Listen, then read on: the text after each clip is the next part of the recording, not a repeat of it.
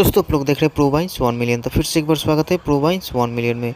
तो जी हाँ दोस्तों, आप लोग हो जाइए तैयार, क्योंकि आप सबके बीच में खेसारी लाल यादव का धमाकेदार अपडेट आ चुका है। और इसी वीडियो में हम बताएंगे कि आपके धमाकेदार गाने के बारे में, जो कि लास्ट तक वीडियो में बने रही है। जी हाँ दोस्तों, अपने हिट मशीन का हार्ड फैन है, तो चलिए शुरुआत करते हैं।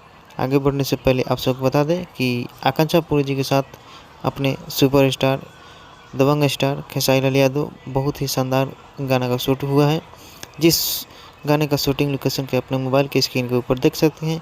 काफ़ी महंगा बजट में शूट किया गया है और इस गाने को तैयार रही है, क्योंकि कल सुबह 6:30 बजे खेसारी लाल यादव और शिल्पी राज के आवाज़ में आप लोग को सुनने को मिलेगा। जिस गाना का वो लाइन है मारतिया मतिया, जो कि गाना को